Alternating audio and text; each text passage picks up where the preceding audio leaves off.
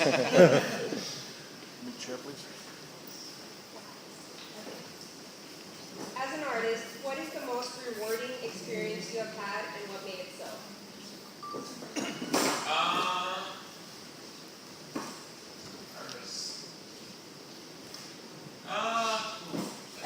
That's a tough question.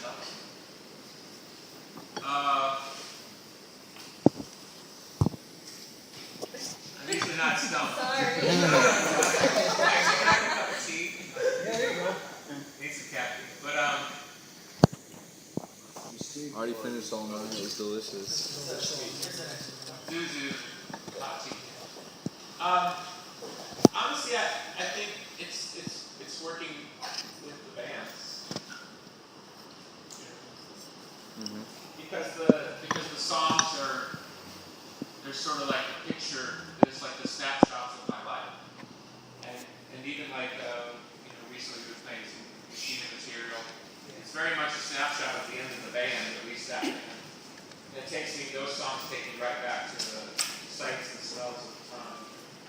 So, but I think the thing that really endures is the relationships or the experiences in those relationships, even the ones that didn't turn out the way I would have liked. I mean, we've all had failed love affairs. But honestly, it's really working together. I mean, I think, I don't know how to speak for anybody, but playing music is really the result of the relationships, not the other way around. And I think I appreciate that more now as I've gotten older and I can look back. And when I was younger, it was always like, in my mind it was like, music was here, ambition was here, and the relationships were here. And now I realize that it was those relationships that made everything possible. Even my friendship with Jimmy Chamberlain, I mean, the things that we were able to do together, just the insanity of pushing one another to a higher place. I mean, that's the relationship. That wasn't the music. And the trust. Like even when Mike joined the band, I said to him, because I think I was being hard about something, and I apologized and said, you don't realize this. Like, Jimmy used to let me change things and, try this, try this. Like, we had a relationship where he trusted me so much I could say, can you play a sound that down and play this crazy thing? And he'd go, okay. Because he trusted that what I was trying to do was about the music of the song and not ever embarrass him or put him in an awkward position. But I realized that I hadn't built that relationship with Mike. So it's taking time to where we have that trust where I can, just because I had it with somebody else doesn't mean I can turn around and say, oh, well, that's the way it should be. And those are the types of things I had to realize and come to appreciate. Because you can sit in the studio all day alone, but it's really not that fun. Nick, you want to answer your question? Yeah. I was just wondering how you channel your emotions into songwriting, per se, or into a song, I guess. You mean how do you, or how did I? If that makes sense. Yeah. Either or. How did you? Would you? Honestly, I'm really surprised by if I just sit down in the empty space of the morning and say, okay, whatever's going to happen. I mean, the other day I sat down and I was in the mood to write a song, and I started playing a country song. Yeah. And is it the greatest song ever? No. Will anybody ever hear it? Maybe not. But the point is that was what I was feeling. And so for me, it was more, it's learning how to honor whatever that is. Because when I was younger, when the country song would come on, I go, well, this ain't going to sell any fucking records, and I ain't going to get this on MTV, and I try to kind of squash. But what I really was doing was sort of disrespecting the feeling that was coming out of me. And so many of the songs that people would recognize, it wasn't like when I sat down and wrote Today or 1979 or Get Your Song. It wasn't like I was like, oh, I'm going to write that type of song. My mind was empty. Yeah. And whatever that came out was, it's like, to me, it's not trying to identify what you feel, it's letting what you feel happen. And I think that's what a lot of artists struggle with is what our inner voice says artistically is oftentimes not who we want to be. Like when I first started singing, I wish I could sing like Robert Smith or Robert Plant or Andrew Eldridge from Sisters of Mercy, or I wanted my voice to be different than it was, and it just wasn't. And now at 46, I realize it's probably the greatest gift I ever had. To have a voice that my nephew can hear on the radio and go, "That's Uncle Billy." Yeah. But they're just listening to the radio. I mean, that's pretty crazy when a little kid can go, "That's Uncle Billy." Unique. So, but when I was young, I was like, why isn't it like this, or what? So it's letting those things happen. So it's more of a process of acceptance, I think. Because a lot of times the stuff I write, I don't personally necessarily like it, or even appreciate it. Like even the song we just played, "Ugly." I didn't really appreciate that song at the time. Now I can look back, whatever, 16, 17 years later, and go, wow, that's a pretty good song. The lyrics are actually fairly accurate to the way that I felt. It's a much better song than I thought when I wrote it. At least from my perspective today. But at the time I was like, yeah, fuck it, whatever, and I just tossed it aside. So that's what I'm saying. But at least I let it happen. Yeah. Great. Want to ask your question? Hi guys, thank you so much for coming and for the tea. Oh, thank you. It's Nice one, delicious. too. And so I probably got a little buzz on it, so I'll try to get the question Are out. you drinking the Stimulus. Oh, yeah, it's triple caffeine. Good stuff. So the show will keep you going. That's going to be awesome. Then I'll crash on it. I'm out. But yeah, the question I have is, you guys have always done such a great job by staying, contemporary, current, and moving forward. I mean, if I go to buy a Smashing Pumpkins album or a Billy Corgan project or whatever, I know I'm going to get something that is current. Right. And it's not necessarily looking backwards, and I notice oftentimes there's a lot of folks that would rather, say, okay, well, I want to live in 1990, 1995. But what's your, and a lot of your fans really do appreciate, the real fans like that you're going to continue to put out that product that we know is different and new. So what keeps inspiring you to keep staying contemporary and moving forward to the future with the Smashing Pumpkins or whatever it is that you want to be doing? And we're with you as an addendum to that. What's the last one? We're with you as an addendum to that statement. We can't wait for what's next. Appreciate that. Yeah, we're excited about the future. Collectively, I think. As far as the inspiration part, I'd say it's kind of a weird thing, is I can't go back. I just don't have it in me. I'm like if anybody here is a voracious reader, is anyone here a voracious reader? Okay, I'm a voracious reader. Like when I get into a book, I can't stop reading, right? Well, that's the same thing with music. I get into a musical kind of movement, like let's say a period, like the Adore period, the Fusion Embrace period. I get into that, and I totally get into it, and when I'm done, I'm like, next. I'm over it. This is probably the hardest thing for me with the live stuff, because I just emotionally don't inhabit those spaces anymore. So I had to find something else. At this point, like when we play a song that people like Avidor or something, it's more about, I appreciate other people appreciating it, but it's not coming from me because I'm just not that guy. And I'm not sure if I was even that guy in the time. And what I tried to say sometimes is more like an actor having a part. Like De Niro gaining 50 pounds for Raging Bull and, getting totally into Jake LaMotta. That's how I feel. I go totally into the character. And I've even had band members turn around later and go, man, I couldn't really deal with you in that. And I go, do you understand? I was like kind of playing a character. And they're next to me every day. They don't even realize that I'm inhabiting kind of a character. But secondarily, if you're in the time you're in, this is poor English, but if you're in the time you're in, you can't help but sort of pick up something, right? And the motivational factors that existed in 1988, which were, let's kill hair metal. We're so sick. I remember watching MTV in '87 going, if I see one more fucking power ballad, a dude who looks like a chick, I'm going to fucking lose my mind. That was a personal thought I had long before the rock and roll revolution, right? And in the 90s, you saw it happen with many bands. Once the money kicked in and all the MTV kicked in, then everybody started pushing each other out of the way and got bitchy, and then it became about who's the alpha male or who's the alpha female, right? So what would motivate me today, right? I cannot believe, and I say this with all humility, I cannot believe that the style of music that we play is actually contemporary. Because It actually well, hear what I'm saying first as a subject. Rock and roll music is played on guitar has not evolved really in any form or fashion in about 15 to 20 years, depending on who you talk to.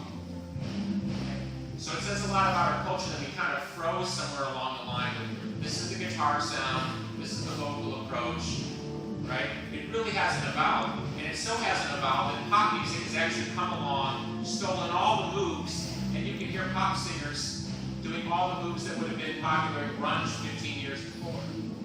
I mean, it's just, so it's stalled, and it's stalled permanently. It's not going to change.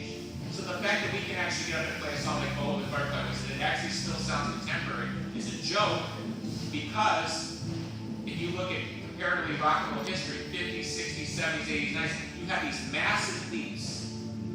Elvis to the Beatles, Beatles to Led Zeppelin, Led Zeppelin to the Cure, Cure to Pumpkins, Pumpkins to what?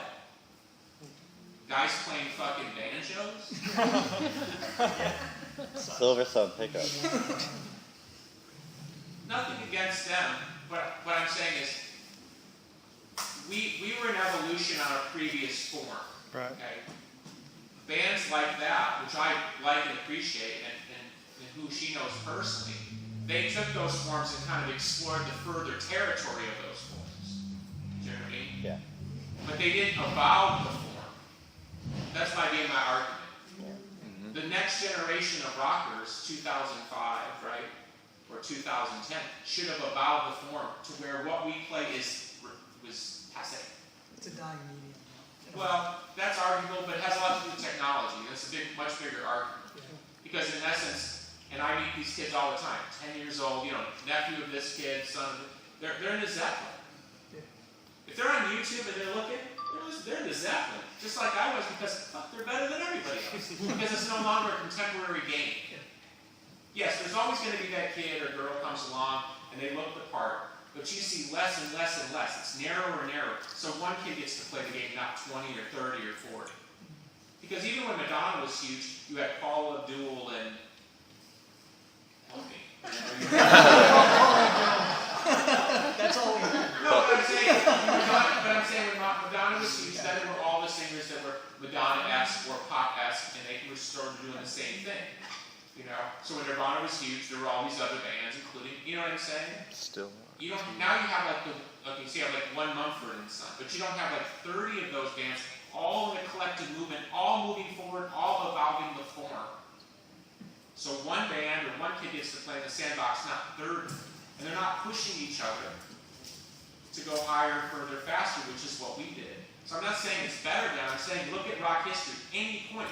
If you can argue that rock and roll started in the 20s with Louis Armstrong, right, because he evolved the form, every decade had a massive leap of form. And then you hit the 2000s and it's over. It's over. It's the strangest thing. And it's all split off into EDM and fine. But I'm saying is, so we look around and go, we can't believe this shit even still matters. But that said, if it's going to stall and it's going to hover there, well then we'll evolve the form. Instead of evolving the form in opposition to or in accordance to a cultural movement, we've sort of turned inward and we're evolving the pumpkin form. Thank God for that. Well, you can argue, so I'm saying I'm honest enough to say it shouldn't be here. But if it's going to be here, then let's enjoy evolving the form as it is. So for us, it's more new wave or more whatever. But we're honest about it internally. We're not living some delusion thing like, oh, grunge is going to come roaring back. It's not going to. You can't recreate those circumstances. And it's a shame that the current generation doesn't seem interested in recreating those circumstances. And I'm not even talking about the grunge circumstances. How about the Beatles circumstances, the Cure circumstances, or the Sex Pistols circumstances? What happened to that drive to say, old fuckers, get out of the way, and we're going to make this new thing? What happened to it? And I think you can point at one easy culprit. It's technology. Something about technology has shifted that cultural conversion that was just inherent in the commerce and the cultural sort of entropic movement forward. That's right. Disposable society. Yeah. Okay. So is Pumpkins now qualitative issue or a commercial issue. You see where we said, okay, if it's not going to be a commercial issue, we'll just make it a qualitative issue and make it a more musical thing.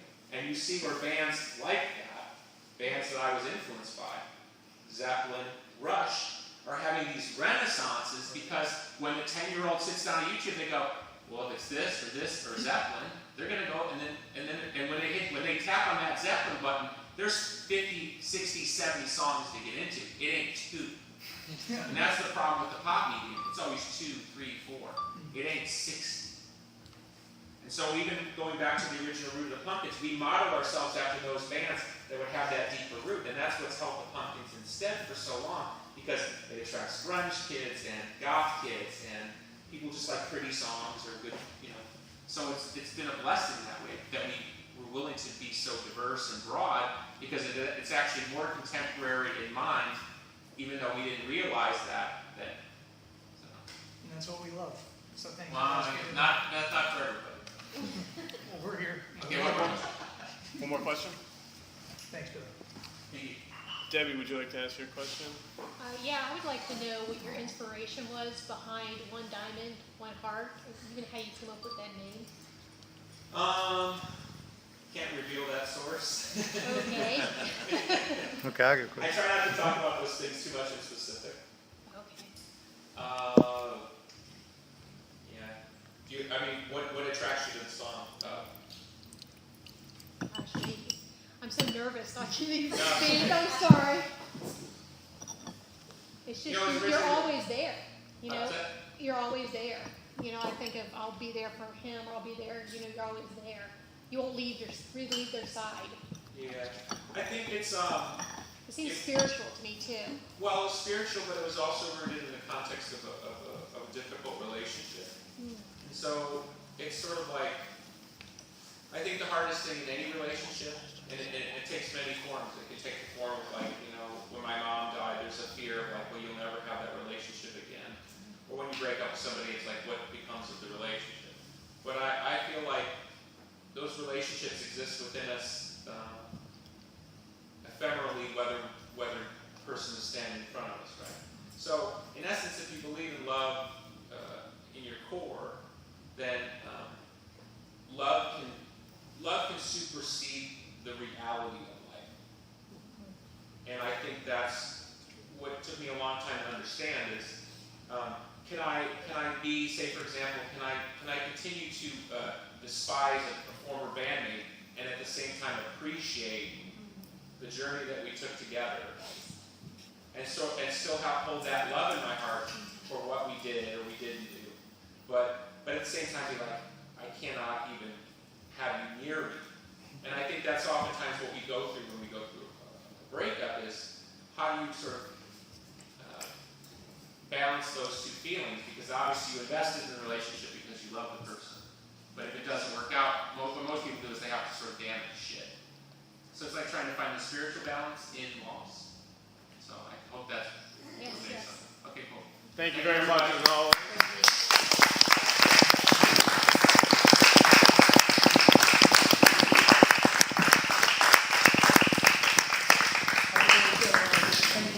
Thank you, guys. Have fun. Yeah, enjoy the show. Yeah. Thank you, Billy. Thank you. Love you, man.